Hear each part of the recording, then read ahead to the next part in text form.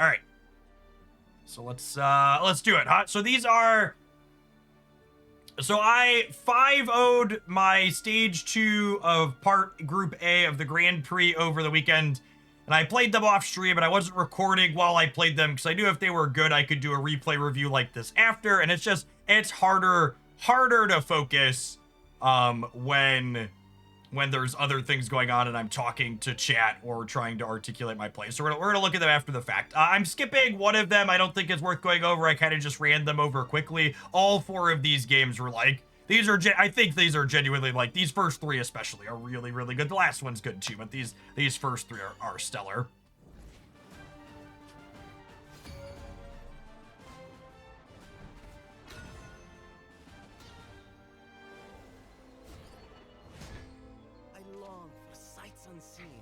So we were playing against Runecraft here. Oh, I can pause and talk about different things too. So playing against Runecraft, we'll see how fast this goes. Maybe we'll slow it. Or there's only 2x or 1x. Okay, I haven't played with the replay client a ton. We'll see how quick it goes. So we've kept 1 staff. You basically always want a staff in the Runecraft matchups. Anything that's long and grindy, you want a staff for in this deck. So the thing that you're trying to play for in the artifacts matchup when you are playing this deck is you want to make sure you either kill your opponent before they get to 10 and can assemble the big mech, or you stay above 10 to 13 on whether or not they have a super evolution. So, and you can see here, I had the choice on this turn. We can pause here for a second. I had the choice on this turn 3 to either play a naked Godwood staff out, or I could spend my extra point to play 2 fairies and the cairn, which I went with that because they had I can actually go back. Oh my god, this is so useful. So this turn, we can either play the Godwood staff, or we can play 2 fairies plus the cairn with the extra energy. And the upside to playing the 2 fairies is it takes their threat off the board, and it allows us to start setting up our combo, because you're essentially looking to set up 2 Rhine Roaches with some zeros plus a Bunkle in your hand. So this gets us both stabilizing the board early so we keep our life total above that breakpoint for the late game, and it starts working us towards our proactive game plan as well here.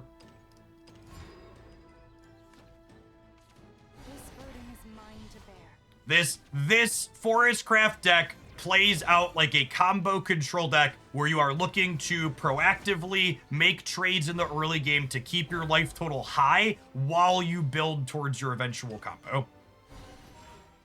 We bug alert to kill this, we play a fairy to kill it, and then we play another cairn here, which again work towards getting us another one of those zeros. So I already have 1 Roach in my hand.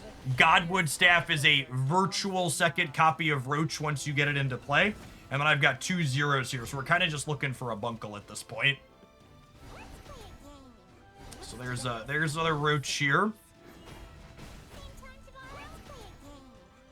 Do we burn the cairn? We super Evo. Okay.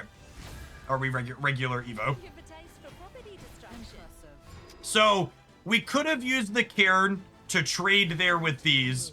However, the cairn represents an extra damage that can go to my opponent's face, whereas the evolution's not going to go to their face later, because I'm going to use my evolution typically on the combo turn on a Bunkle.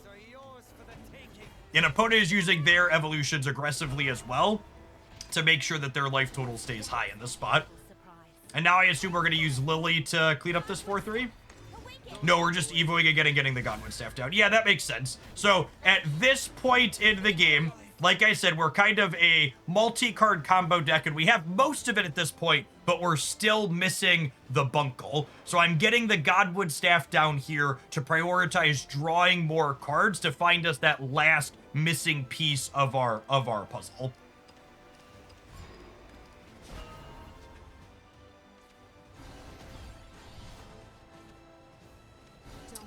Ancient Cannon's like an annoying one, but it's like not that big of a deal for us. This basically means we're never going to get chip shot damage in because they're going to murder our board every single turn as they fuse their gears, but we're setting up for a kill you from 20 anyway, so I think that's typically fine.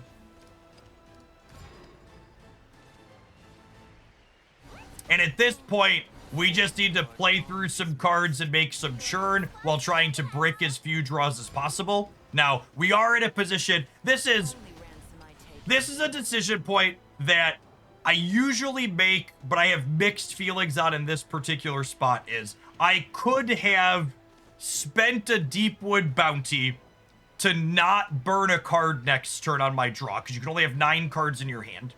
However, if I play the Deepwood bounty to not burn a draw, it also means instead of playing Fairy of the Good Pond, I need to play Mage Journey Elf, because if they kill the Fairy, it would put me back up to 9, and then that gives up this resource as well. So I'm kind of just accepting, okay, it's worth taking the risk to burn a card here being Bunkle to keep my zeros, because my zeros are so important on my combo turn later. Putting this many dorks out on the board lets us force them to fuse a bunch of stuff here too, which is nice. Just as a general comment to people in chat, just to articulate what I'm looking for, rather than saying, Jeff, you could have done this, or asking why didn't you do that, it's more helpful and helps me engage with your discussion if you say, Jeff, I think you should have done this, and here is why. So I don't think there's any reason to be super aggressively roaching in this game, because my hand is so well set up with zeros and my opponent's not applying pressure to my life total that we're gonna be able to set up a big combo turn.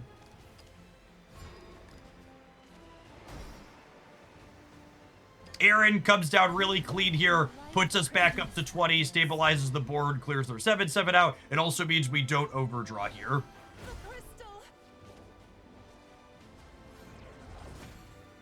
They murder our things back. But they're not really, our life total is going right back to where it was, right?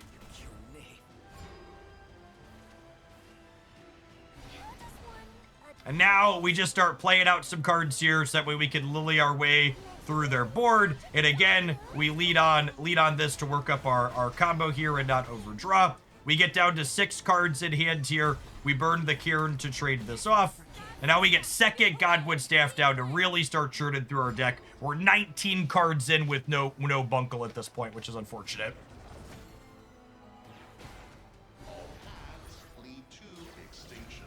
They played a really aggressive bot out here. So that cracks us down to 5 here. And remember, this has aura, meaning I can't target it with things like Aaron, and you can't target it with Lily. Thankfully, Glade does split damage, which doesn't target, so it can hit the aura. So that, in tandem with the super evolution, lets us clear here.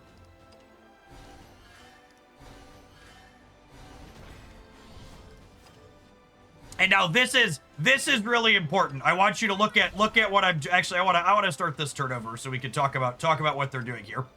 So they nope, that's the, I want to go to their turn. This is my turn 9, so their turn 10. So the start of my turn 10. So they have this bot here, and I'm at 5, and the Glade draw here lets us kill this bot. However, I'm at 5, and my opponent's playing Portalcraft, and they have a super evolution left. So from here, I need to not only kill this bot, but I also need to gain 4 points of life, so that way my opponent can't kill me with Orcus. So we go ahead and we burn this out here. And we crunch it, but I'm gonna have to burn all of my Deepwood bounties and then some to make sure that I don't die this turn. So I heal up twice, I heal again, I use the staff to bounce the Cairn to get myself up to 9 so I don't die to Orcus's super evolution here. And this is one of the things that enough people don't, we were talking earlier about people complaining about the storm mechanic in this game. This type of play are the types of things you need to be thinking about ahead to not be losing to nowhere out of Storm. A lot of the skill testing mechanics in a game like this come from knowing your opponent's output range and then taking lines so you can make sure you don't die to their known typical output range.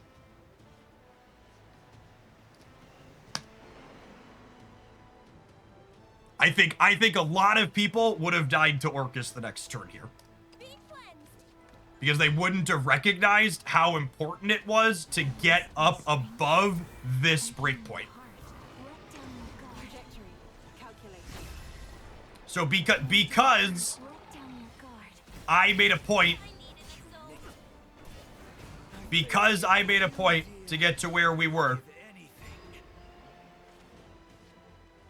I was able to survive that turn.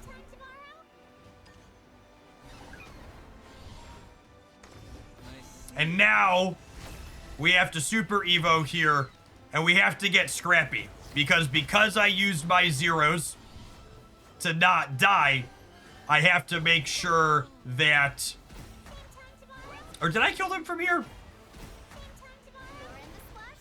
Did Past Chef count lethal? Past Chef might have counted lethal. Oh yeah, we killed him. Cool. Lovely. Present Chef wasn't doing the math.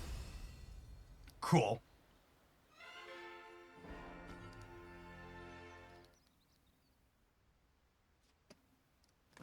Oh, and I can hit cancel just to show it and stay in at the end here.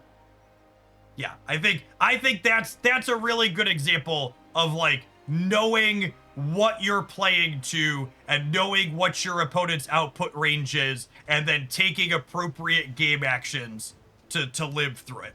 Which is one of the reasons why I thought this was an excellent game. I was like, all right, if we have a good run, I definitely want to show this one. Like, understanding that the Orcus was coming after the mech, and then getting myself above that breakpoint so we could have lethal on the following turn is really, really clean. Brotherhood, thank you for the 52 months. I appreciate that. Welcome back.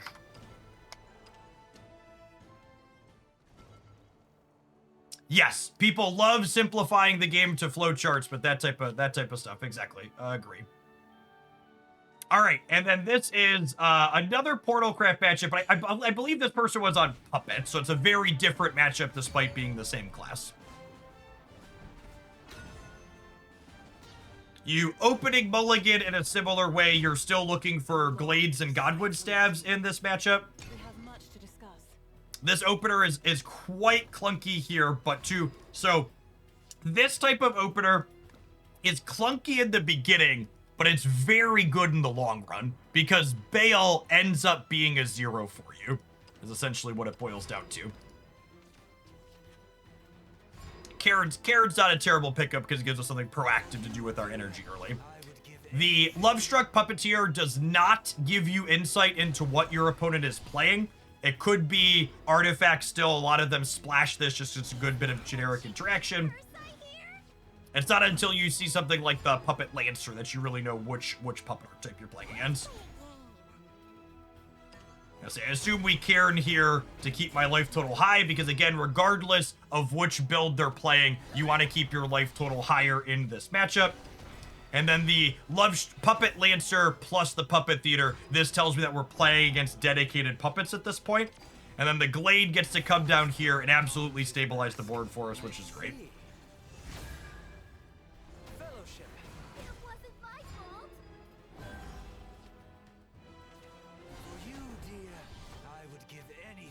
So at this point, we're just doing our combo control style thing. We're making trades on the board, keeping our life total high, and having 2 copies of Baal in hand while all this is happening is great. We actually have most of my combo set up at this point, right? Like I have 2 things that turn into zeros. I have Bunkle for extra energy once we can super evolve, and I just need to find a window to get the Godwood Staff down on the board, so that way we can bounce the what's it called later.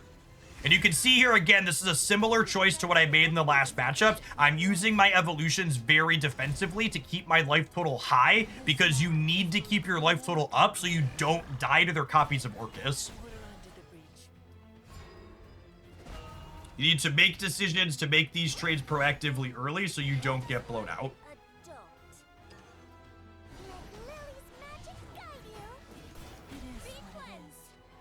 And there's another Godwood Staff. This hand's really looking for some more ones at this point. A fairy conclave or the tamer are both really would be really excellent pickups for us. You can see as these things are dying, the bales are sitting here ticking down. So I have zeros, but I'm missing other cheap things. I assume we super evo here to clean this out. And hey, look, there's the fairy tamer we've been looking for. And you can see I'm actually going. This is one of those decisions where this was a mistake I was making quite early with this deck too frequently. Is I would play cards to not brick draws, but in a spot like this, I'm not looking to draw anything, right? I have Roach. I have a second virtual Roach with the staff in play. I have 2 zeros. I have other ones. So we're going to burn 2 draws here, but I already have my entire combo set up, so it's not a big deal that we're burning draws. If I was looking for a piece, like if I was missing a Roach or missing a Bunkle, it would be more important that I manage my hand size here. But because we're not, we could just happily be like, okay, we're set up and ready to go. We just need to wait till we have more energy to kill them. And here's the first Orcus. And this Orcus is tough because they have the puppet dork in their hand as well here. And they chose not to super evo here. And I'm electing to make it so we don't die to their Orcus on the follow-up. I need to my choice here on this turn was basically use the bales or use the super evo, and I'm choosing to give up the super evo rather than my zeros in a spot like this. Which I think is correct, but this is also kind of a tough spot to be in, right? Because they're literally 4 evos to our zeros at this point, so we're gonna need to start looking for a window where we can push lethal at this lethal from here. We're not gonna have extra energy to do it.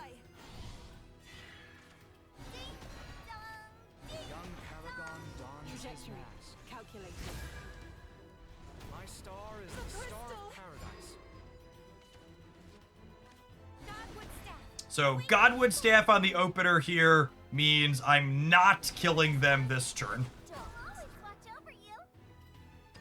We'll majority elf one of these. We get to go ahead and kill that. We get to go ahead and get in a chip shot damage with a Roach here because, and this is one of those spots where we're not setting up for one big turn anymore because I drew the second Roach and I have these. Because you got to remember, these Godwood Staves in play are essentially virtual additional copies of Roach as long as I have one in my hand.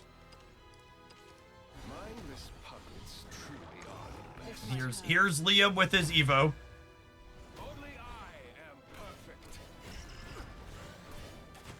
We missed lethal on that turn, did we?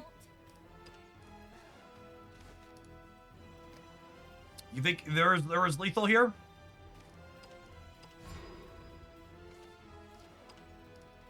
I have 10 total energy. They're at 20. I have no evolutions, and I have no Bunkle. I have 2 zeros. Is this a triple Roach lethal? Triple Roach deals 3x plus 6. Yeah, I don't have a super evo for Bunkle. All right, you could take a 10-minute break. On to the next. Cool.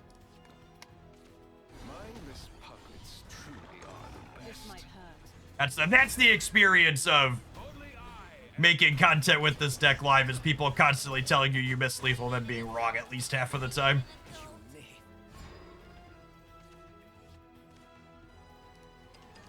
And this from here, I think we have lethal now from here once we set it up over 2 turns. We go 4-4, and then we could bug alert, pick one of them back up. And then this is the triple Roach lethal run, right? Because it's 4 and then 5 and then 6. So the two of these set us up, and then we get to pick this up again here. And then we get exactly lethal out of this. I won't give up.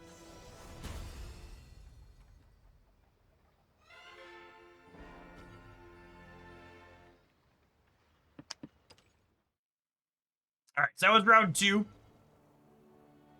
I think this was actually the 4th match, looking at the time in between them. My 3rd round, my opponent's draw was really limp, and I just ran them over, and I don't think it's worth showcasing, so I didn't favorite it.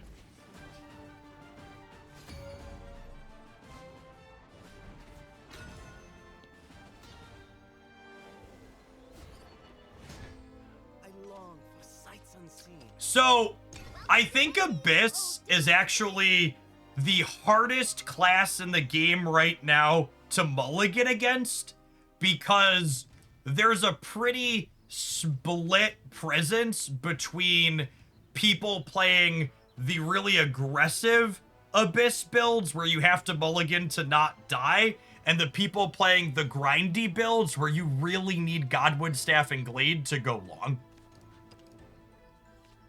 This hand's all right. It really needs some more 1s to round out the Lamberts, or the Lambents.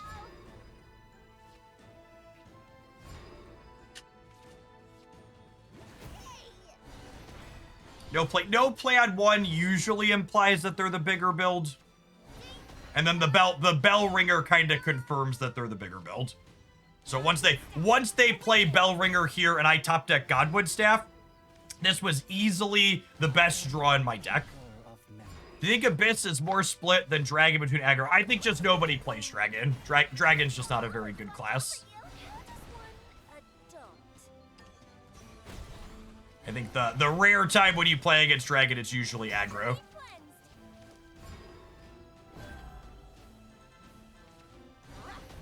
I did 5-0 my upper stage of the Grand Prix. Yeah, that's what we're reviewing right now. So my hand's okay at this point. We're missing Roach and we're missing Bunkle, but we have Godwood Staff to churn through our deck. I've got a Bale ticking down while we trade with their board, and I've got a Deepwood bounty already generated from this one. My opponent has me under no sort of pressure. I've got Aaron to answer some of my opponent's stuff. We don't have the combo pieces yet, but we also don't need them because we're not realistically comboing them before turns like 8 or 9 typically. Very aggressive evolve to draw here plus push damage from the opponent.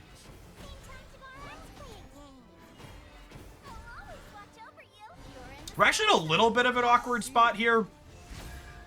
Oh, and yes, I think this is an evolution worth talking about.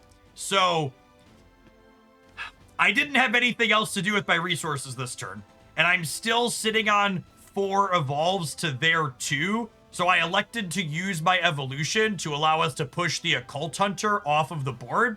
Another consideration here with using my evolution aggressively is the last words on this puts 2 cards in their hand, and they're at 7 cards before we kill this. So not only does using my evolution proactively let me clear this, meaning I take less damage, it also means I burn a draw on my opponent's side.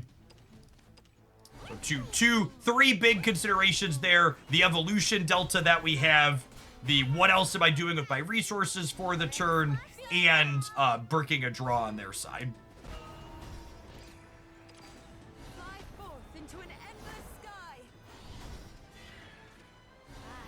And then, because they Olivia'd this turn, putting the extra cards in their hand actually ended up bricking 2 draws, which is sweet.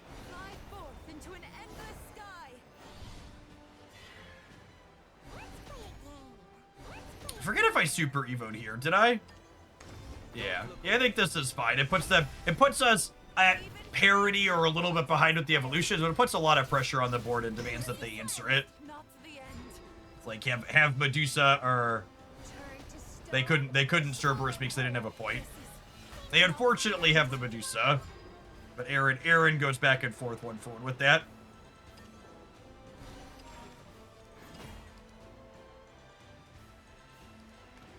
Oh, am I lilying here? I do have a lot of lilies in hand. Yeah, I guess that's the upside here. I'm digging. Okay, let's explain what Past Jeff did here, because we had a couple of lines. I could have just Aaroned to kill their thing 1 for 1. However, I elected to lily for 2 reasons. The first is that using the bug alert to bounce this gets me another Deepwood bounty. The second is, look at my hand. We're at turn 8 at this point, and I'm missing Bunkle, and I'm missing Roach. So while this is a little bit cleaner, taking this line gets me a draw with the Godwood Staff, and my hand is missing our most important combo piece and our second most important as well. So we choose to churn a bunch of cards to clear this out here so I can get deeper into my deck. There is no going back. So there's a Bunkle. And then Glade draws some cards. So we're now, this is one of those games that just kind of happens sometimes when you're playing this archetype, where we're 22 cards into my deck, and I have yet to draw a copy of Roach. 23 cards into my deck without drawing a copy of Roach.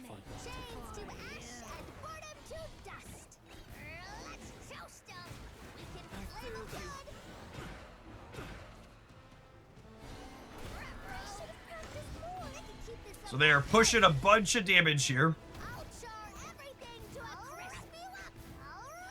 If you haven't had a game like this one with the Roach deck, you just haven't played enough of it.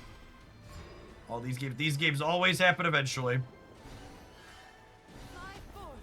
So I burned one of my Deepwood bounties there so I could play Olivia without breaking a draw. And then we get to go ahead and super evolve here to push some damage. It's, again, possible I could have used Aaron, but at the same time, playing a bunch of cards in this spot means that I get to draw more cards out of my deck. And hey, look, we finally found a Roach. This sequence also got me some card draw. So now their Cerberus hit average. It got them 1 healing and 1 damage dealing one. I'm down to 7 at this point, but I'm at a virtual 5 because of this paw in play. I don't think we remotely have lethal, right? 'Cause I don't have enough zeros. I'm pretty sure we Aaron'd here to stabilize. Let's see what Past Shift did. Yep. So this gets us up to 9, which is a virtual 7. We bug alert this back to our hand to kill 1, and then play it back out to kill the other. And 7 is relatively comfortable when my opponent has no evolutions left, because most of their cards that deal burst damage require evolutions. Although there's a Stormy Mummy. So there are now 8 cards left in my deck at this point.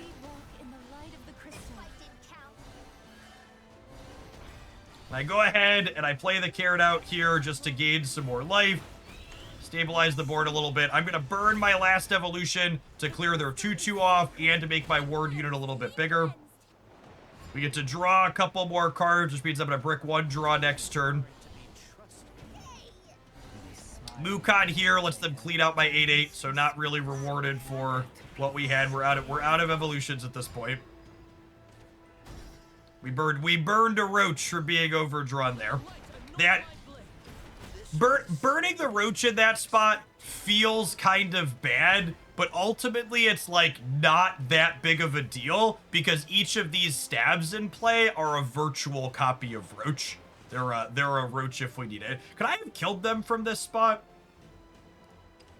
Let's see what we end up doing. We might go back and double check. I don't think I had. I'm pretty sure I counted and didn't have lethal here.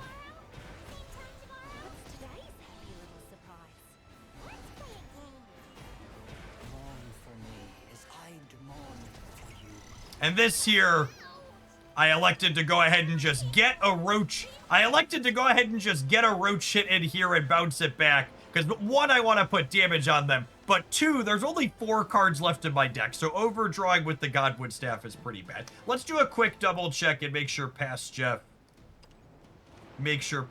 didn't miss lethal.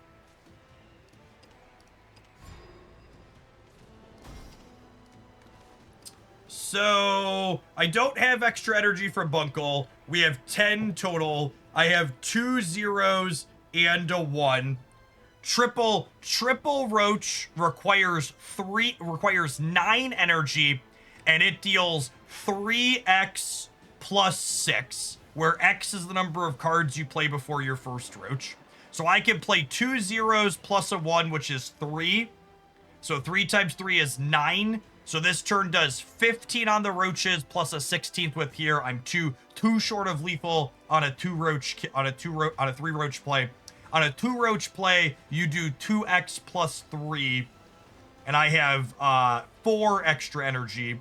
So I could play 4 1s plus 2 zeros is 6 total cards. 6 times 2 is 12, 15. I can get to 17 on a 2 Roach line here.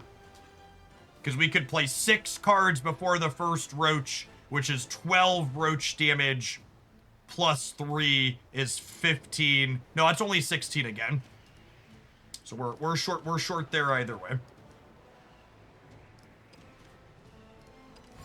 So we cracked them in the face with one giant dork. And we're setting up to hopefully kill them the following turn.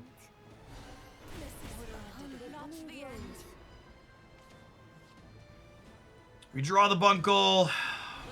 They're at 13 here. I don't think we have lethal from 13.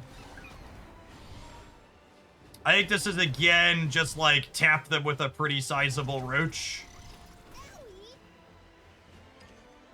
And then pick it back up, and then I'm setting up to have the deep wood for the next turn.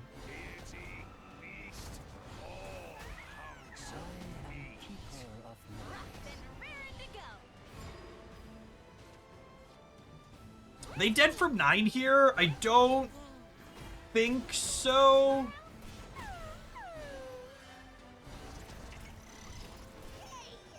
Oh yeah, because we bunkle it back.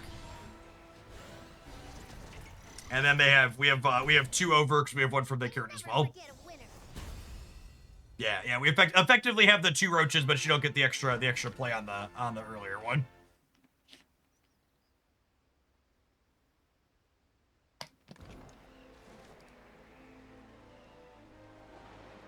Yeah. Someone asked about Quad Roach. I didn't have Bunkle energy, so you can't Quad Roach without Bunkle energy. We burned our super evolutions early in this game.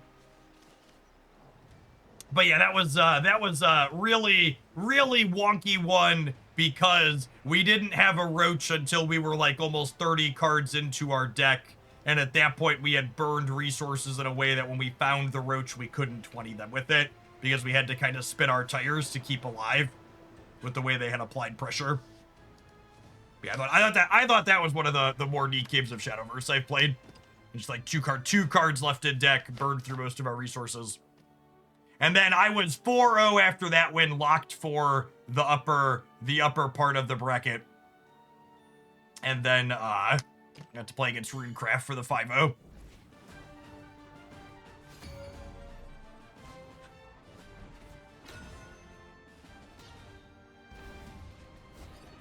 When you go to draw from an empty deck and can't, you lose the game. This opener is actually insane against Runecraft. Godwood Staff on 3 is everything you want in this matchup, and then Glade lets you draw some cards and interface with their board. And then Fairy Convocation just gives us some cheap things to throw out there. So I can, this hand gets to go Godwood Staff on 2 into triple 1 on 3. Is exactly what you want. We get to play the staff early, and then we get to start triggering the staff immediately. And then the Fairy Tamer is actually an insane draw as well, because the Fairy Tamer, all on her own, lets us play 3 cards on turn 4. This was actually the best pickup in the deck once we were set up to staff into 3 now.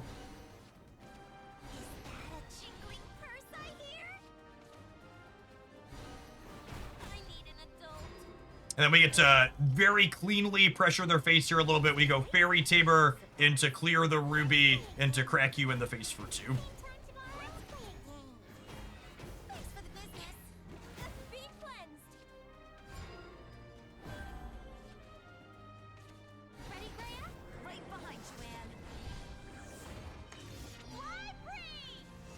Here's the first copy of Roommates on 5.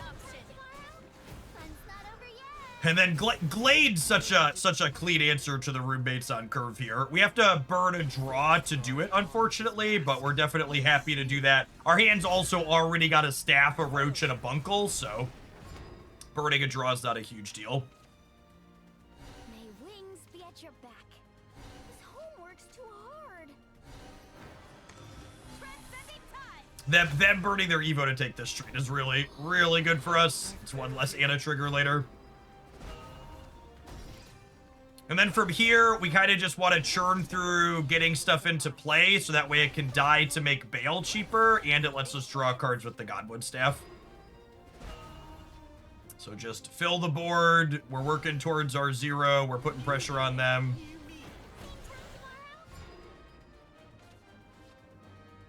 I assume this is a Glade here? No, we're killing it this way. We're bunkling. Oh, this is cute. I like this line because we have two bunkles, so we can kind of do this one proactively to get some damage and some cards through. And I had the bug alert to pick the roach back up here. So this turn set me up with this big burst, and I'm positioned to be able to re-combo them the following turn while they're at 11, right? I have Fairy, I have a 0, I have the roach, and I have the staff to bounce the roach as well with the other bunkle here. The spark of knowledge.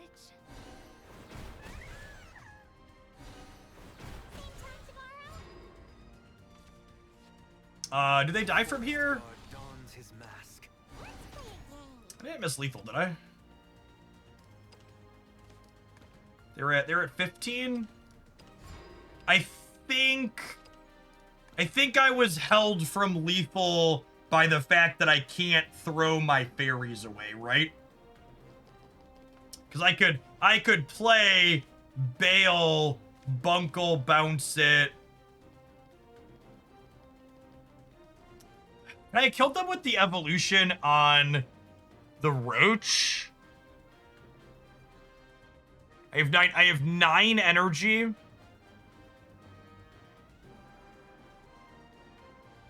I could have gone good fairy, bunkle, bounce the fairy, Bale, so that would be 1, 2, 3, and then this would be 4, 5, 6, 7, 8, 9. No, I don't think so. I think because we can't clear this stuff out, we're quite there. Dons his mask.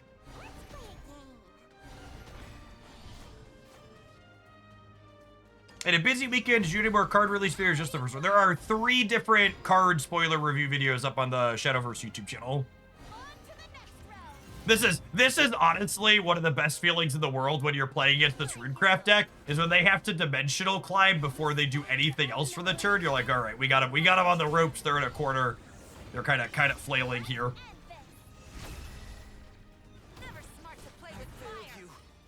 And they had to burn a super evolution here on the roommates, meaning they don't have it for what's his name later. Did Past Jeff count lethal from here? We're taking game actions like we counted lethal. I'm gonna let Past Jeff walk through it here if we did.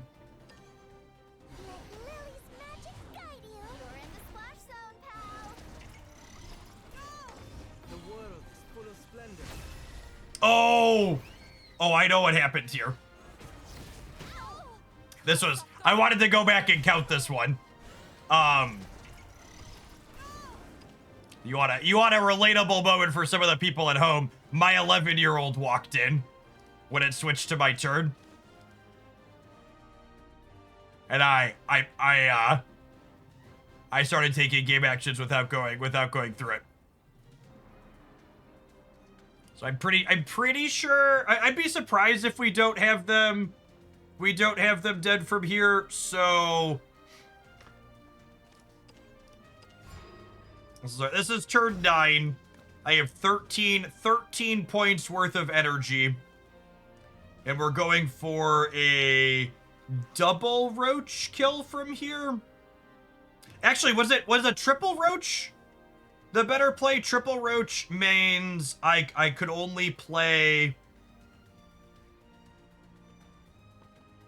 Triple roach takes 11 energy, and I had 13 total, so I could have played 2 1s. Yeah, I bet triple roach gets it. So we could have gone Bale, clear this, and then I could play 2 1s plus the 0s.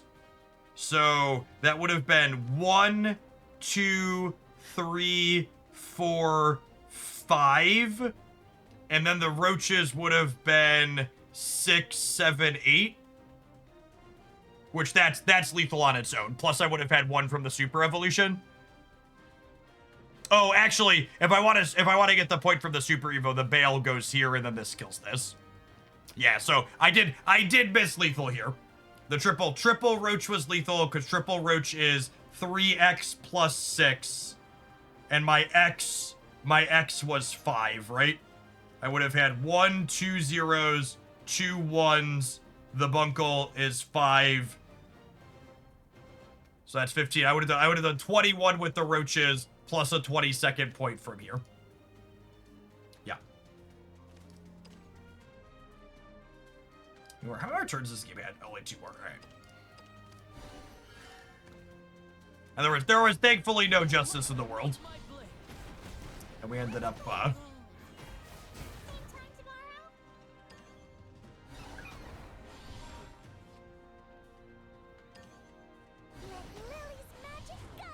Hey, Ranji, I'm glad you're having fun with it. Yeah, this game's been this game has had the most interesting and, for me, fun in-game decision making I've ever experienced in a card game. Like the amount of times where I have to think through what I'm doing is just so sweet. There's so many permutations. Even like this deck's an extreme example, obviously, but even in the other examples, there's a lot of even this line was sweet to find lethal after I messed up, right? Like, we had the Glade, we played out the combo, so that way Lily could take the points off of that one, so we could do enough to this, so that way our Super Evo could crack it.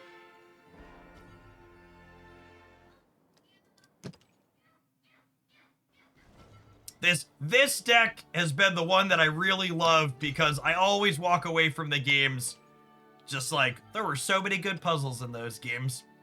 If you haven't seen me play Forestcraft before and you want thoughts on the build of the deck, I think this archetype has 38 slots set into stone as we head into the next expansion, and then obviously new cards are going to shake it up, but I'll be playing these exact 40 cards again for the Grand Prix finals for the upper bracket when that goes live. We're probably going to play it on stream tomorrow or Wednesday morning. And then your flex slots here are the 2 copies of Erin, but I really think she's good in this deck. You're a control deck a lot of the time, and this card is often Time Walk. This card is answer your big thing, buffer my life total above a key breakpoint, and give you a ward thing that you need to answer if you want to be able to attack my defense.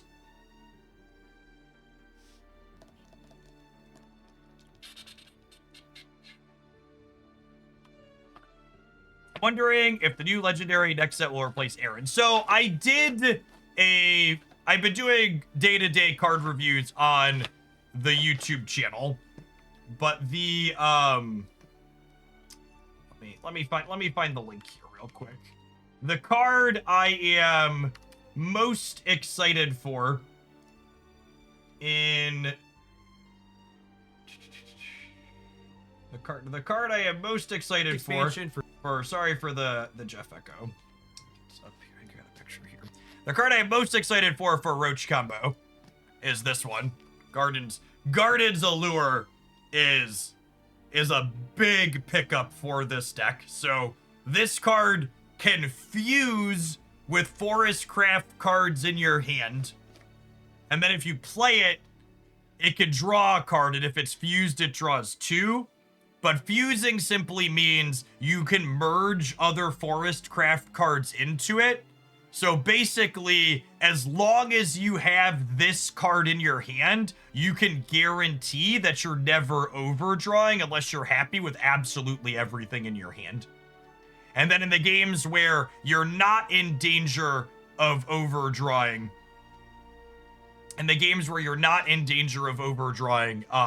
you could just cycle it, draw another card. No, this card, fusing does not give this card any benefits other than it'll draw you an extra card when you eventually play it. So it purely exists as a way for you to manage your hand size and make sure you're not overdrawing, which is really valuable. On top of it, also letting you churn through your deck to find you cards that you're actually looking for your combo. So this is from the spoilers we've seen so far. This is the biggest pickup for the existing Roach combo, essentially. A lot of these other Forest Craft cards feel like they're potentially going to spawn a new non-Roach Forest archetype, which will be sweet.